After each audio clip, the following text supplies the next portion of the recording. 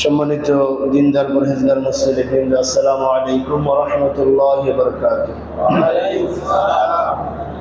মহান আল্লাহ সুবহানাহু ওয়া তাআলার দরবারে শুকরিয়া জানাচ্ছি যে রব্বুল আলামিন সালাতুল জুমা আদায় করার জন্য আজকের এই জিলহজ মাসের প্রথম জুমা, এই প্রথম জুমাতে আমাদেরকে আল্লাহ তাআলার ঘরে এসে বসার তৌফিক দিয়েছেন।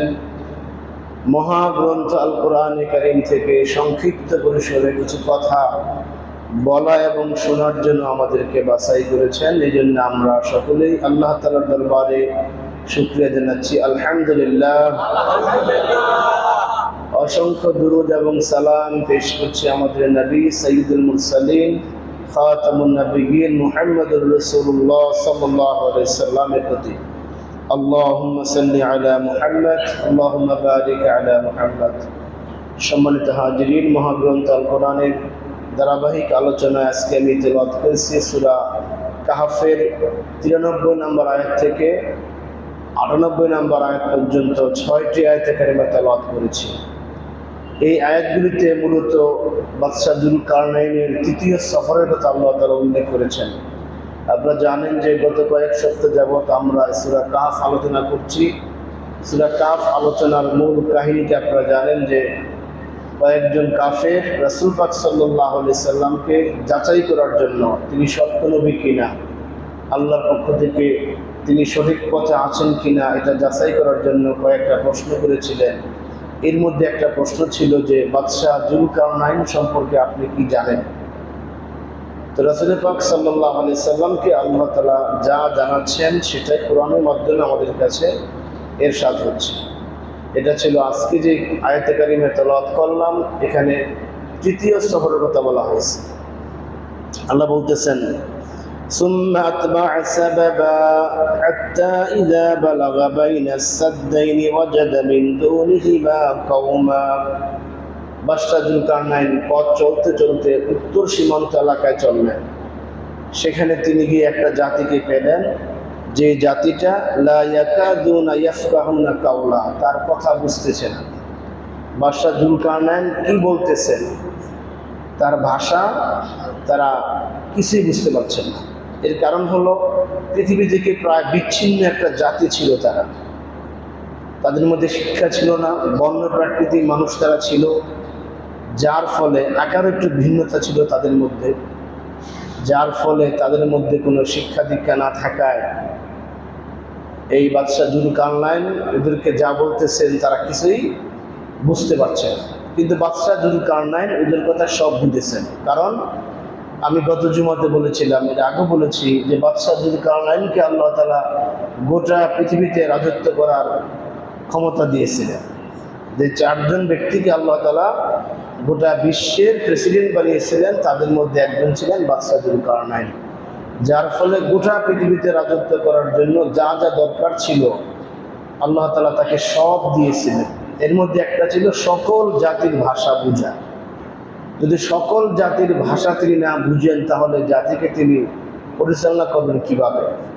এই জন্য বাদশাহ যুলকারনাইন তাদেরকে একটু ভাষা শিক্ষা দিলেন, একটু আকার ইঙ্গিতে বুঝালেন যে আমি হলাম সেই ব্যক্তি যিনি তোমাদের এই পৃথিবীর প্রেসিডেন্ট, আমি তোমাদের প্রধানমন্ত্রী। আমার কাছে তোমরা তোমাদের যাবতীয় সমস্যাগুলি আমার কাছে বলতে পারো, আমি তোমাদের সমস্যাগুলি সমাধান করার চেষ্টা করব। এটা তিনি ওই জাতিকে বুঝালেন। তখন ওই জাতি একটা আবদার করলেন, গত সপ্তাহে আমরা একটু আলোচনা করেছিলাম। ওই জাতি বললেন, ক্বালু ইয়া যুলকারনাইন, হে যুলকারনাইন, আপনি যেহেতু আমাদের সেবা করবেন, আমাদেরকে আপনি আমাদের প্রভু, আপনি অর্থাৎ আমাদের রাষ্ট্রের প্রধান, আপনি, আপনার প্রজা আমরা, সুতরাং আমাদের এলাকায় একটা সমস্যা আছে, ওই সমস্যাটা আপনি সমাধান করবেন, এটা আমাদের আশা, এটা আমাদের দাবি। সেটা কি? ইন্না ইয়াজুজ ওয়া মাজুজ মুফসিদুনা ফিল আরদ, নিশ্চয়ই আমাদের ওই পাহাড়ের ওই প্রান্তে একটা জাতি আছে, যে জাতির নাম হলো ইয়াজুজ এবং মাজুজ। এই শব্দটা ইয়াজুজ এবং মাজুজ বলার কারণে অনেকের ভিতরে ধারণা যে 2 জন ব্যক্তি। না, 2 জন ব্যক্তি নয়, বরং ওই জাতির নাম ছিল ইয়াজুজ এবং মাজুজ। এরা নূহ আলাইহিস সালামের বংশধর। কার বংশধর? নূহ আলাইহিস সালামের বংশধর। পৃথিবীতে সন্ত্রাসী একটা জাতি। এই সন্ত্রাসী জাতিরা আমাদের এলাকায় এসে আমাদেরকে বিভিন্নভাবে হয়রানি করে, আমাদের পশুগুলি নিয়ে যায়, মারধর করে, এরপরে আমাদের এলাকায় ত্রাস সৃষ্টি করে, বিভিন্নভাবে আমাদের নারীদেরকে উত্ত্যক্ত করে, নারীদের ইজ্জত নষ্ট করে, এরকম বিভিন্ন অন্যায় কাজ তারা এসে করে। আমরা তাদের কাছে অসহায়, আমরা তাদেরকে প্রতিহত করতে পারি না। সুতরাং আপনি যেহেতু আমাদের প্রভু, আপনি যেহেতু আমাদের প্রেসিডেন্ট, আপনি যেহেতু আমাদের রাজা, তাই আপনার কাছে আমাদের দাবি হলো ফাহাল নাজআলু লাকা খারজান আলা আন তাজআলা বাইনানা ওয়া বাইনাহুম সাদ্দা। আপনার কাছে আমাদের দাবি হলো যে আপনি ওই জাতির মাঝখানে আর আমাদের মধ্যে এমন একটা দেয়াল নির্মাণ করে দেন, যে দেওয়াল নির্মাণ করে দিলে তারা আমাদের এই পারে এসে আর কোনো প্রকার সন্ত্রাসী কার্যক্রম করতে পারবে না। তবে আমরা বিনিময়ে নাজআলু লাকা খারজা, আপনাকে আমরা ট্যাক্স দিব, যেহেতু আমরা প্রজা, আপনি রাজা, রাজ্যকে ট্যাক্স দিতে হয়, এটি তো নিয়ম পৃথিবীর, যেমন আমরা ট্যাক্স দিই সরকারকে। তো তিনি বললেন তাদের এই বাহিনীরাও সেই রাজার সম্মানকে বজায় রেখে তারা বলছেন ট্যাক্সের কথা বলছেন, মজুরির কথা বলেন না। কারণ মজুরির কথা বললে এটা খারাপ দেখা যায়, আর রাষ্ট্রপক্ষ তো মজুরি নিতে পারে না, এটা তার শান মানের খেলা, কিন্তু ট্যাক্স তারা নিতে পারে না। এই জন্যে বললেন যে আমরা আপনাকে ট্যাক্স দিব, কর দিব, আপনি এর বিনিময়ে আমাদেরকে একটা দেয়াল নির্মাণ করে দেন, যাতে করে ইয়াজুজ এবং মাজুজ বাহিনী এসে আমাদের এলাকায় কোনো প্রকার সন্ত্রাসী কার্যক্রম পরিচালনা করতে না পারে। সম্মানিত হাজিরিন, এবার বাদশাহ যুলকারনাইন এদেরকে সহজ সরল ভাষায়, একবারে প্রাঞ্জল ভাষায়, সরল মন নিয়ে জবাব দিলেন, ক্বালা মা মাক্কান্নী ফীহি রাব্বী খায়রুন, যে তোমাদের পক্ষ থেকে কোনো প্রকার ট্যাক্স আমার প্রয়োজন নেই, বরং আল্লাহ তাআলা আমাকে যথেষ্ট সম্পদ দিয়েছেন, যথেষ্ট ক্ষমতা দিয়েছেন। এই সম্পদ এবং ক্ষমতার মাধ্যমে আমি তোমাদের যাবতীয় সেবা করতে আমি পারবো এবং সম্ভব। বলেন সুবহানাল্লাহ। অর্থাৎ যেরকম প্রজা ছিলেন এরকম রাজা ছিলেন। রাষ্ট্রের দায়িত্ব হলো প্রত্যেকটা নাগরিকের নিরাপত্তা নিশ্চিত করা, এটা রাষ্ট্রের দায়িত্ব। প্রত্যেকটা নাগরিক যাতে নির্বিঘ্নে রাষ্ট্রে চলাফেরা করতে পারে, এটা তার দায়িত্ব। এই দায়িত্ব পালনে কেউ যদি ব্যর্থ হন, তাহলে কিয়ামতের ময়দানে তাকে আল্লাহর দরবারে জবাব দিতে হবে, ঠিক কিনা? শুধু মানুষ নয়, আপনারা জানেন যে খলিফাতুল মুসলিমিন ওমর রাদিয়াল্লাহু তাআলা আনহু একটা ঘোষণা করেছিলেন, যুগান্তকারী ঘোষণা। সেটা হলো, আমি ওমরের রাজ্যে একটা ক্ষুধার্ত কুকুর যদি ফোরাত নদীর তীরে মারা যায় খাদ্যের অভাবে, মানুষ নয়, এটা কুকুর, যাকে আমরা মূল্যায়ন করি না, ওমর রাদিয়াল্লাহু তাআলা আনহু বলেন, সেই কুকুর যদি না খেয়ে মারা যায় ক্ষুধার কারণে, আমি ওমরকে কিয়ামতের ময়দানে আল্লাহর দরবারে কাঠগড়ায় আসামি হিসাবে দাঁড়াতে হবে। সুবহানাল্লাহ। কি অনুভূতি নিয়ে তারা রাষ্ট্র পরিচালনা করেছে। আর আমাদের রাষ্ট্রপ্রধানরা তাদের কাছে এখন বলেন যে আপনার কাছে কোনো বিচার চাবো না, কারণ বিচার আপনারা করতে পারেন না, ঠিক কিনা? আপনারা বিচার করতে পারেন না। এই যে শিশুটা দর্শন হয় মঙ্গলবার দিন, তার বাবা কিন্তু স্বয়ং প্রধানমন্ত্রীর এই কথা বলেছে যে বিচার চাবো না, আপনারা বিচার করতে পারেন না, করতে পারেন না। আপনারা একের পর এক ঘটনা ঘটতেছে, বিচার কি হচ্ছে? বরঞ্চ একটার পর একটা চাপা খেয়ে সব কি শেষ হয়ে যাচ্ছে।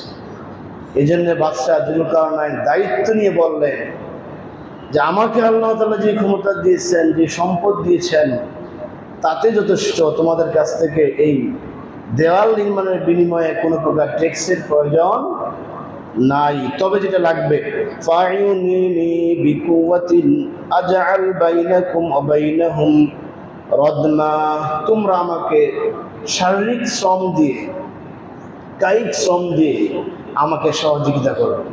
একটা দেয়াল নির্মাণ করতে আমি পারবো না একা সেই কাজটা করতে, বা আমার যে বাহিনী আছে তাদেরকে নিয়েও আমি সেই কাজটা পারবো না, বরং সেই কাজ করতে গেলে তোমাদের সহযোগিতা লাগবে। এই কথা বলে তাদের কাছে সহযোগিতা চাইলেন। কি চাইলেন সহযোগিতা? তিনি বললেন, আতুনি জুবারল হাদিদ, তোমরা আমাকে লোহার পাত নিয়ে আসো। জুবারল হাদিদ শব্দের অর্থ হলো, বর্তমান আমরা যেরকম খোয়া ব্যবহার করি, বাড়িঘর নির্মাণ করতে ইটের টুকরা, পাথরের টুকরা ব্যবহার করি না আমরা, তৎকালীন সময় ব্যবহার করতে মানুষ এরকম লোহার টুকরা, এরকম লোহার ইট, এরকম লোহার ব্লক, এরকম লোহার কংক্রিট তারা ব্যবহার করতেন। এই জন্য এদের একটা পরিভাষা হলো জুবার আল হাদিদ, যে আমাকে তোমরা লৌহের পাত নিয়ে আসো, লৌহের দ্বারা নির্মিত ইট নিয়ে আসো, তাহলে আমি তোমাদের এলাকায় একটা, এই যে এলাকা দিয়ে ইয়াজুজ মাজুজ এখানে এসে তোমাদেরকে ত্রাস সৃষ্টি করে, সেটা আমি বন্ধ করে দেব। যেই কথা সেই কাজ। এলাকাবাসী সবাই মিলে উদ্যোগে ওদের এলাকায় যত লোহার টুকরা ছিল বিভিন্ন জায়গায় জায়গায়, যেমন মনে করেন যে আমাদের এলাকায় বিভিন্ন ইটের বাটা আছে, বিভিন্ন পাথর ভাঙানো ক্রাশ মেশিন আছে, ওই এলাকায় যত পাথর আছে, যত ইটের বাটা আছে, এরকম তৎকালীন জমানায় যত প্রকার লোহা যেখানে সেখানে ছিল, তারা এরকম লোহা আনতে আনতে অনেক লোহা তারা নিয়ে আসতেন। আল্লাহ বলতেছেন, হাত্তা ইযা সাওয়া বাইনাস সাদাফাইন, একেবারে লোহার স্তূপ তারা সেখানে দিলেন।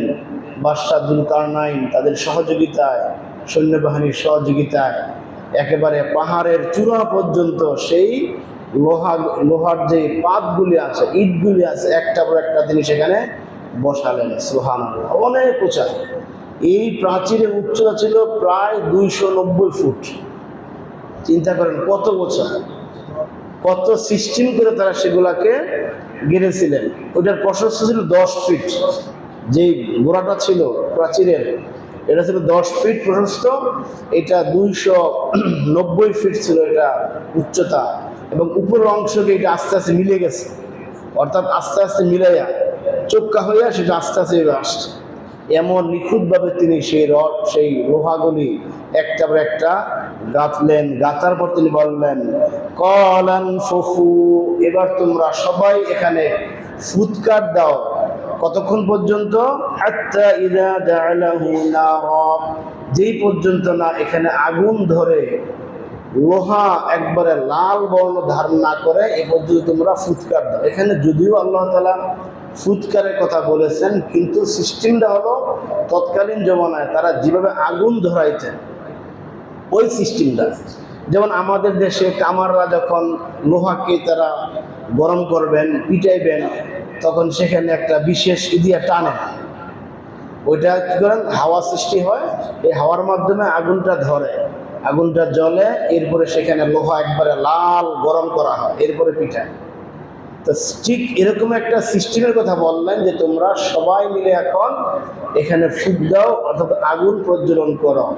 আল্লাহর কুদরতে এই গোটা জাতি যখন এটা করলেন, তখন সেই গোটা যে 290 ফিট যে দেওয়ালটা, সেই দেওয়ালটা পুরোপুরি একদম ফার্স্ট টু লাস্ট সেটা আগুনে একবারে লাল বর্ণ ধারণ করলো। বলেন সুবহানাল্লাহ, লাল বর্ণ ধারণ করলো। ধারণ করার পর তিনি বলতেছেন, ক্বালা আতুনি উফরিগা আলাইহি কিতরা, এবার বললেন যে তোমাদের সেই গলিত তামাগুলি নিয়ে আসো। বর্তমান জমানায় আমরা যেরকম ইট, সিমেন্ট, রড, বালি দিয়ে আমরা দেওয়াল বানাই, এইটা আমাদের উপাদান। সিমেন্ট লাগে, বালি লাগে, ইট লাগে তো দেওয়াল তৈরি করতে। তৎকালীন সময়ে তারা দেওয়াল বানাইতেন এরকম লোহাকে গরম করে, তার উপরে তারা তামা ঢেলে দিতেন। তামা ঢেলে দিলে ওইটা একবার এত মজবুত হইতো যেটাকে ধ্বংস করা কারো পক্ষে সম্ভব ছিল না। ঠিক এই টেকনিকটা করলেন বাদশাহ যুলকারনাইন। পুরা সেই দেয়ালটা একেবারে লাল হয়ে গেল।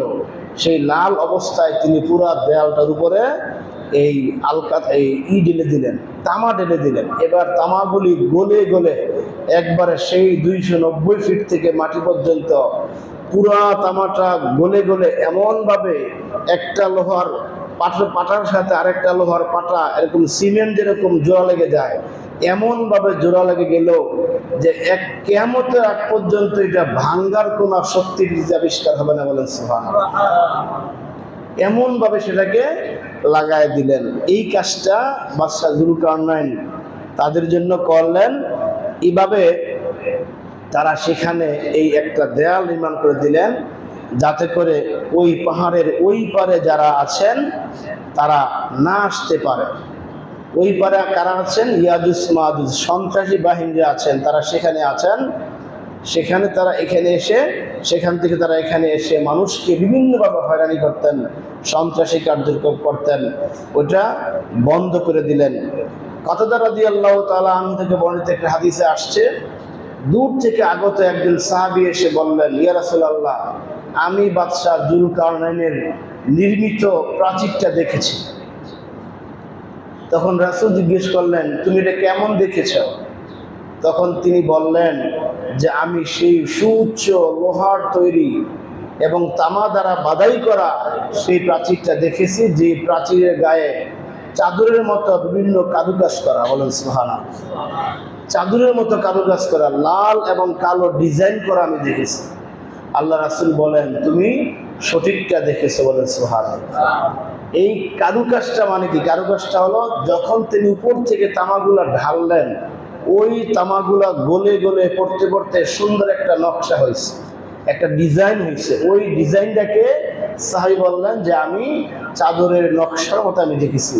এই হাদিসের আমল করতে গিয়ে আব্বাসীয় খলিফা ওয়াসিক বিল্লাহ 227 হিজরিতে, অর্থাৎ রাসূল পাক সাল্লাল্লাহু আলাইহি সাল্লামের ওফাতের প্রায় 210 বছর পর 227 হিজরিতে তিনি 50 জনের একটা সুবিশাল শক্তিশালী সৈন্যবাহিনীকে প্রয়োজনীয় সামগ্রী দিয়ে সেই এলাকায় পাঠালেন এই হাদিসকে যাচাই করার জন্য যে বাদশাহ যুলকারনাইনের প্রাচীরটা আসলে কি সে নকশা করা কিনা তোমরা দেখে আসো।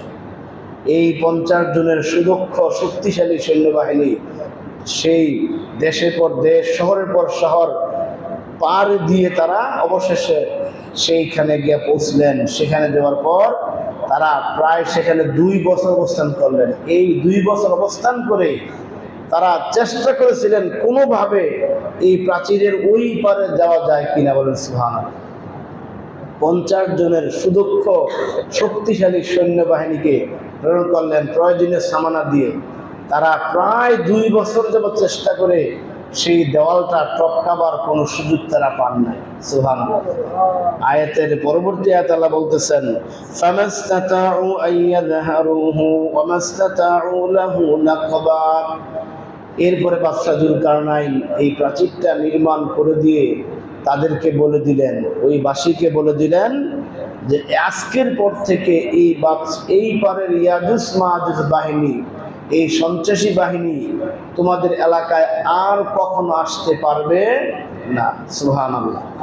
বললেন তারা এটাকে টপকাতে পারবে না সুউচ্চতা হওয়ার কারণে, আর এটাকে ছিদ্র করে এটাকে ভেঙ্গে এই পারে আসবে সেটাও তারা অমাস্তাতাউ লাহু নাকবা, এটাকে ছিদ্র করার সামর্থ্য তাদের মধ্যে থাকবে না। অর্থাৎ তোমরা এখন থেকে নিরাপদ আসছো, এখন থেকে তোমরা নিশ্চিতভাবে পৃথিবীতে বসবাস করো, তারা তোমাদের আর কোনো ক্ষতি করতে পারবে না।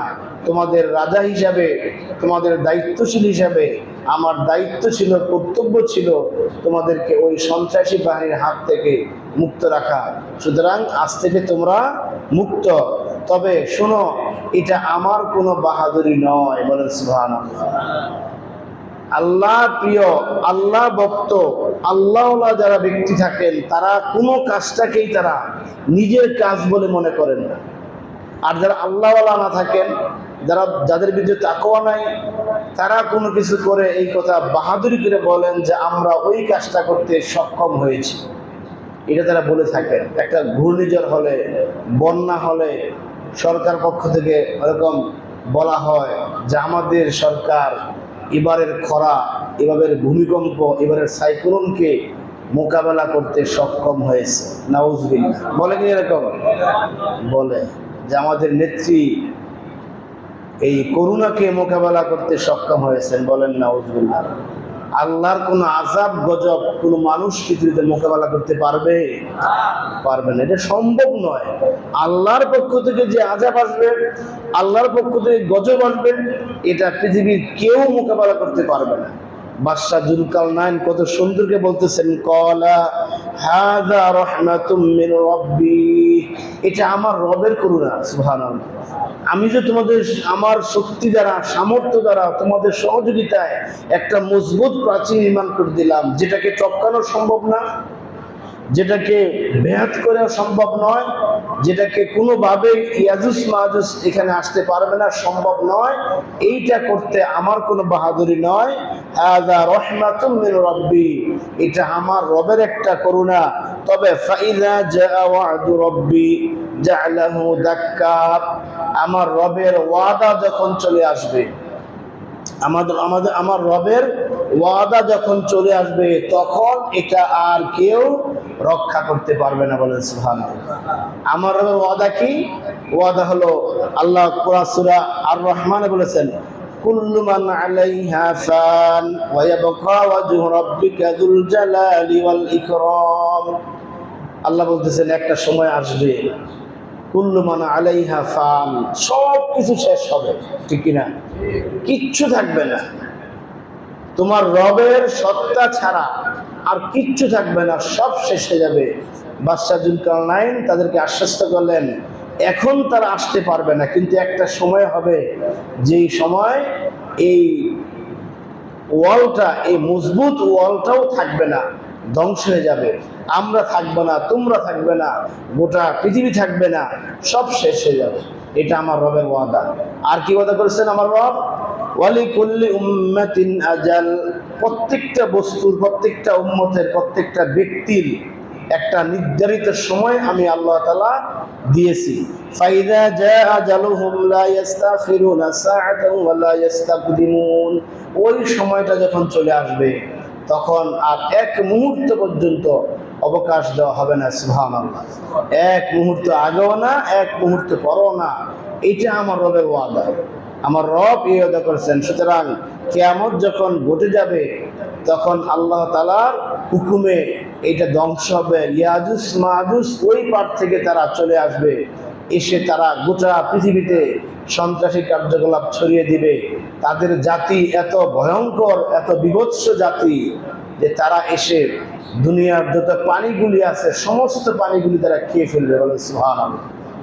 এত শক্তিশালী জাতি আল্লাহ তাআলা সেখানে এখন তার কুদরতে সেখানে তিনি বন্দী করে রেখেছেন। মানুষ তো সবকিছু সম্ভব, 290 মিটার 290 ফুট উঁচা দেওয়াল টপকানো বর্তমান যুগে মানুষের পক্ষে অসম্ভব না, ঠিক কিনা? ইয়াজুজ মাজুজ এত শক্তিশালী জাতি, তারা সেই পাহাড়ি অঞ্চল দিয়ে পাহাড় কাটতে কাটতে কাটতে কাটতে উঠে আসতে পারত। এবং হাদিসে আসছে, রাসূল পাক সাল্লাল্লাহু আলাইহি ওয়াসাল্লাম বলেছেন, প্রতিদিন তারা চেষ্টা করতেছে। প্রতিদিন চেষ্টা করার পর যখন সন্ধ্যা হয়ে যায়, যেহেতু কাজটা একদিনে সম্ভব নয়, দীর্ঘদিন লাগবে, যখন সন্ধ্যা হয়ে যায় তখন তাদের ভিতরে এই একটা অনুভূতি আসে যে আজকে নয়, চলো চলে যাই, আগামীকাল আমরা চেষ্টা করে ওই পারে যাব। এরকম ভাবে তারা এখন পর্যন্ত চেষ্টা করতেছে। বলেন সুবহানাল্লাহ। ওই যে আল্লাহর সিদ্ধান্ত, কিয়ামত যখন ঘটবে, কিয়ামতের সবচেয়ে বড় যে 10টা আলামত, এর মধ্যে একটা আলামত হলো ইয়াজুজ মাজুজের আত্মপ্রকাশ করা। তারা তখন আসবে, এসে গোটা পৃথিবীতে একটা ত্রাস সৃষ্টি করবে, দাজ্জালের আগমন হবে। তখন ইমাম মাহদী এবং ঈসা আলাইহিস সালাম এসে তাদেরকে খতম করে এই পৃথিবীতে আবার আল্লাহর আইন এবং সত্যের শাসন তার প্রতিষ্ঠা করবেন। সুবহানাল্লাহ। সম্মানিত হাজিরিন, এইভাবে আল্লাহ তাআলা এই বাদশাহ যুলকারনাইনের ঘটনাটা এখানে বর্ণনা করে আমাদেরকে এটা বললেন, ওয়া কানা ওয়া'দু রাব্বি হাক্কা, আমার রবের ওয়াদা সত্য ওয়াদা। এই বাদশাহ যুলকারনাইনের ঘটনাটা যদিও মক্কার কাফেররা জানতে চেয়েছিল, আল্লাহ তাআলা জানাইলেন।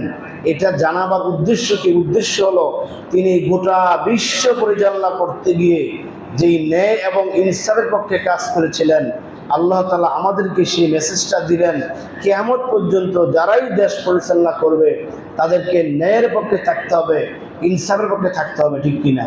এটা এখান থেকে শিক্ষা। নতুবা এখানে এটা আল্লাহ তাআলা এখানে এইভাবে এত ডিটেলস বর্ণনা করার প্রয়োজন ছিল না।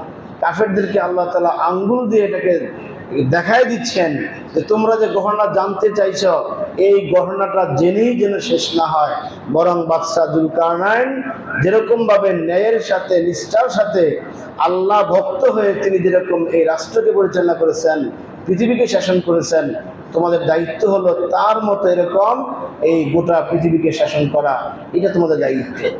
এরপরে আল্লাহ তাআলা নতুন একটা বিষয় আলোচনা করবেন, আমরা ইনশাআল্লাহ আগামী সপ্তাহে আলোচনা করব। আল্লাহ তাআলা আমাদেরকে সে পর্যন্ত হায়াত তৈয়বা দান করেন, আমিন।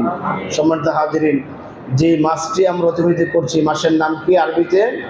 জিলহজ মাস। অত্যন্ত গুরুত্বপূর্ণ মাস এটা। এবং জিলহজ মাসে যে প্রথম 10 দিন, এই প্রথম 10 দিন আল্লাহর কাছে অনেক প্রিয় 10 দিন, বলেন সুবহানাল্লাহ। গোটা বছরে এত প্রিয় কোনো দিন নাই, কারণ এই প্রথম 10 দিনে এমন কিছু ঘটনা, এমন কিছু আমল, এমন কিছু বিষয় এখানে আছে যেটা অন্য কোনো মাসে এতগুলি আমল নাই। রোজার মাসে আমরা শুধু রোজা রাখি, অন্য কোনো কাজ নাই, তারাবি নামাজ পড়ি, কোরআন তেলাওয়াত করি আর রোজা রাখি। কিন্তু এই মাসে আল্লাহ তাআলা রেখেছেন বাইতুল্লাহ তাওয়াফ করা।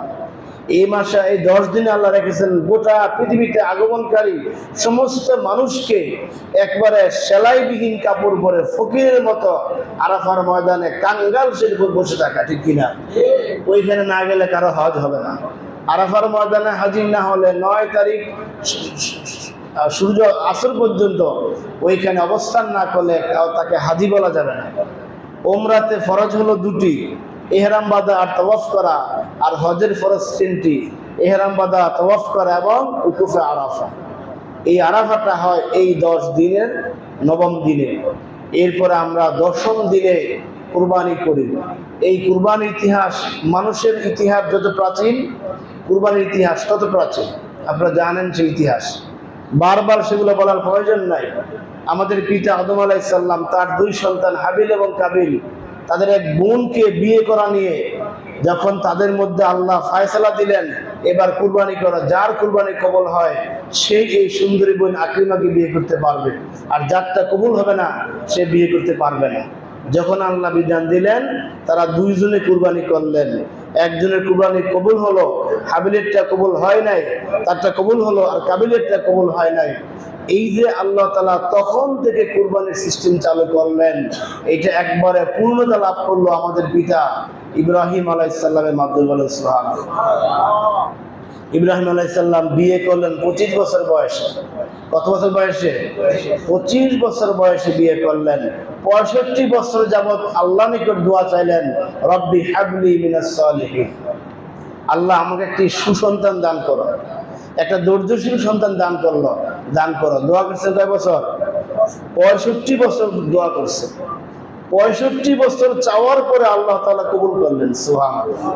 আমরা হতাশ হয়ে যাই।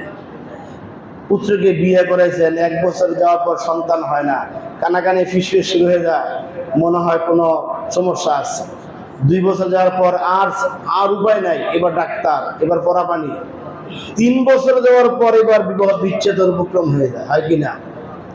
শেষ পর্যন্ত যাওয়া হয় মাজারে, সেখানে গিয়ে ইমানটাকে বিক্রি করে আসা হয়। মাজারে কি সন্তান দেয়? না। ইব্রাহিম আলাইহিস সালাম অধৈর্য না হয়ে 65 বছর যাবত আল্লাহর কাছে বললেন, রব্বি হাবলি মিনাস সালিহিন, আল্লাহ আমাকে একটি নেককার সন্তান দান করো। 65 বছর পর, অর্থাৎ তার বয়স যখন 90 বছর। কত বছর? 90 বছর। এখানে কয়জন আছেন? মনে হয় নাই কেউ, ঠিক না? 90 বছর বয়সে আল্লাহ তাআলা দোয়া কবুল করে বললেন, ফাবাশশারনাহু বিগুলামিন হালিম, তোমাকে একটি এই ধৈর্যশীল গোলামের সন্তানের সংবাদ দিচ্ছি, বলেন সুবহানাল্লাহ। এই 90 বছর বয়সে আল্লাহ তাআলা ইব্রাহিম আলাইহিস সালামের গর্ভে ঔরসে সন্তান দিলেন ইসমাঈল আলাইহিস সালামকে। এই সন্তানটার বয়স যখন মাত্র 12 বছর হলো, 13 বছর হলো, বাপের সাথে তার সাংসারিক কাজে সহযোগিতা করার সময় হলো, তখন আল্লাহ বললেন, ইব্রাহিম তোমার সবচেয়ে প্রিয় বস্তুটা তুমি আমার উদ্দেশ্যে কুরবানি করো, বলেন সুবহানাল্লাহ। ইব্রাহিম আলাইহিস সালাম তো বাধ্য ছিলেন কুরবানি করতে, কারণ তিনি আল্লাহকে একটা শর্ত দিয়েছিলেন, ইন্না সলাতি ওয়া নুসুকি ওয়া মাহইয়ায়া ওয়া মামাতি লিল্লাহি রাব্বিল আলামিন। সূরা আনামের 182 নং আয়াতে আসছে আয়াতটা। ইব্রাহিম আলাইহিস সালাম আল্লাহকে একটা শর্ত দিয়েছিলেন জীবনের কোনো এক পর্যায়ে, যে আল্লাহ, আমার জীবন, আমার মরণ, আমার নামাজ, আমার কুরবানি, আমার বেঁচে থাকা, আমার মরে যাওয়া সব কিছু আপনার জন্য, বলেন সুবহানাল্লাহ। সুতরাং আপনি আমার কাছে যা চান আমি দিতে বাধ্য। এবার ইব্রাহিম আলাইহিস সালামের সেই শর্ত অনুযায়ী তিনি আটকে গেছেন। আল্লাহ চাইলেন যে আপনি আপনার সবচেয়ে প্রিয় বস্তুকে আমার কাছে উৎসর্গ করুন। এবার ইব্রাহিম আলাইহিস সালাম তার প্রিয় বস্তু ইসমাইল আলাইহিস সালামকে কুরবানির মাধ্যমে উৎসর্গ করলেন, এবং সেখান থেকে আমাদের জন্য এই কুরবানি। একজন সাহাবী জিজ্ঞেস করলেন, ইয়া রাসূলুল্লাহ, মা হিয়াল আযহিয়া, যে কুরবানি কি জিনিস? তখন তিনি উত্তর দিলেন, সুন্নাত আবিকুম ইব্রাহিম আলাইহিস সালাম, এটা হলো তোমাদের পিতা ইব্রাহিম আলাইহিস সালামের একটা সুন্নাহ, একটা রীতি। তিনি কুরবানি করেছেন, এজন্য তার পরবর্তী সমস্ত নবীরা কুরবানি করেছেন, এজন্য তাদের অনুসরণ করে আমরাও কুরবানি করছি, বলেন সুবহানাল্লাহ। আল্লাহ সূরা হজ্জ বলতেছেন, ওয়ালিকুল্লি উম্মাতিন জাআলনা মানসাকা লিয়াযকুরু ইসমাল্লাহি আলা মা রাযাকাহুম মিন বাহিমাতিল আনআম। আল্লাহ বলতেছেন প্রত্যেকটা জাতির জন্য আমি কুরবানি রেখেছি, সকল জাতি কুরবানি করবে, এই পশু থেকে আল্লাহর নামে তারা প্রত্যেকে কুরবানি করবে। তবে কবুল হওয়ার সিস্টেমটা আল্লাহ তাআলা বিভিন্ন সময়ে বিভিন্ন রকম করেছেন। যেমন বনী ইসরাইল সহ সেই আদম আলাইহিস সালামের দুই পুত্র হাবিল এবং কাবিলের এই সমস্ত কুরবানিগুলি কবুল হওয়ার একটা সিস্টেম ছিল। খোলা মাঠে কুরবানি করা হতো, খোলা মাঠে গ্রামের সবার কুরবানি করা হতো। কুরবানি করে তারা পাশে এসে দাঁড়ায় থাকতেন। যাদের কুরবানি কবুল হতো, আকাশ থেকে একটা আগুন আসতো, ওই আগুনটা এসে ওই কবুলকৃত কুরবানিটাকে সেটাকে একবারে জ্বালিয়ে পুড়ে ছাই করে আগুন নিভে যাইতে, বলেন সুবহানাল্লাহ। এর কুরবানি কবুল হয়েছে। আর যেটা কবুল হতো না, ওইটা মাঠে পড়ে থাকতো, শিয়াল কুকুর বিভিন্ন প্রাণীটাকে খেয়ে ফেলতো। আল্লাহ তাআলা আমাদেরকে রক্ষা করেছেন, এরকম সিস্টেম দেন নাই, ঠিক না? এরকম সিস্টেম দিলে মিম্বরে বসে বড় কথা বলতেছি, অথচ মাঠে আমার কুরবানি কবুল হয় নাই, মান সম্মান থাকতো? বলতেন যে এত বড় কথা বলেন মিম্বরে বসে মৌলভী সাহেব, এবার মৌলভীর কুরবানি হয় নাই। ভুইয়া সাহেব, ফরদিনের সাহেব, চেয়ারম্যান সাহেব, মেম্বার সাহেব এত বড় বড় মাতবরি সালিশ করেন, এত বড় কথা বলেন, এত বড় হেজগার পাবেন, ওই যে দেখছি কুরবানি কবুল হয় নাই। কি বলতো না? এখন তো ফেসবুকের যুগ, মুহূর্তে ভাইরাল হইতো, উমুক হাজির কুরবানি কি হয় নাই, কবুল হয় নাই। আল্লাহ তাআলা দয়া করলেন, লা ইয়ানালাল্লাহা লুহুমুহা ওয়ালা দিমাউহা। আল্লাহ বলতেছেন, হে আমার বান্দারা, তোমাদের এই কুরবানির কোন পশুর একটা রক্ত, একটা মাংস, একটা খুর, একটা পশম পর্যন্ত আমার কাছে আসে না, বলেন সুবহানাল্লাহ। ওয়ালাকি ইয়ানালুহুত তাকওয়া মিনকুম, বরং তোমাদের ভিতরে যে তাকওয়া, আমি আল্লাহর ভয়, একমাত্র আমি আল্লাহর জন্য কুরবানি দিচ্ছ, এই তাকওয়াটা আমি দেখি, সুবহানাল্লাহ। এই কুরবানি আমরা করি কার জন্য? আল্লাহর জন্য। সুতরাং আমাদের কুরবানি যেন আল্লাহর জন্য হয়, লৌকিকতা না হয়। যদি লৌকিকতা হয় তাহলে কুরবানি কবুল হবে না, এর বিনিময়ে আল্লাহ তাআলা কিচ্ছু দিবেন না। আর যদি কুরবানি আল্লাহর জন্য হয়, তাকওয়াটা আল্লাহ এমন পুরস্কার দিবেন, এই কুরবানির পশুতে যত পশম আছে আল্লাহ তাআলা সেই পশম পরিমাণ সওয়াব বান্দার আমলনামায় দেন, বলেন সুবহানাল্লাহ। একজন মানুষ সারা জীবন মিলে গুনতে পারবে না কত লক্ষ পশম আল্লাহ তাআলা এই বান্দা এই পশুর গায়ে আল্লাহ দিয়েছে। এটি গোনা সম্ভব? সম্ভব না। একটা গরু আপনি ক্রয় করলেন, একটা ছাগল ভেড়া আপনি ক্রয় করলেন, তার গায়ে কত পশম আছে এটা পৃথিবীর মানুষ গুনে শেষ করতে পারবে না, কোনো মেশিনও পারবে না। আল্লাহ তাআলা এই কুরবানিতে এত সওয়াব দিয়েছেন, সুবহানাল্লাহ। শুধু তাই নয়, এই কুরবানি দাতা যদি কোনো কারণে কিয়ামতের ময়দানে ফাআম্মা মান খাফফাত মাওয়াজিনু, তার নেকের পাল্লাটা কোনো কারণে হালকা হয়ে গেছে, ডান পাশে পাল্লা হালকা হয়ে বামেরটা ঢেকে গেছে, তখন এই ফেরেশতারা বেহুশ হয়ে যাবেন, এই বান্দাকে কিভাবে পার করা যায়, তার এই নেকের পাল্লাটা ভারী করা যায়। আল্লাহর পক্ষ থেকে হুকুম আসবে, আমার এই বান্দা তার জীবনে যত কুরবানি করেছে, ওই কুরবানির গরুর শিং, ওই কুরবানি গরুর পায়ের খুরা যেগুলা সে খায় নাই ফালায় দিছে, ওইগুলা সব জোগাড় করে নিয়ে আসো, এনে তার এই ডান পাশের পাল্লায় দিয়ে দাও, বলেন সুবহানাল্লাহ। এটা হলো যাদের কুরবানি কবুল হবে তাদের জন্য। এই জন্য আসুন আমরা কুরবানি করব কার জন্য? একমাত্র আল্লাহর জন্য।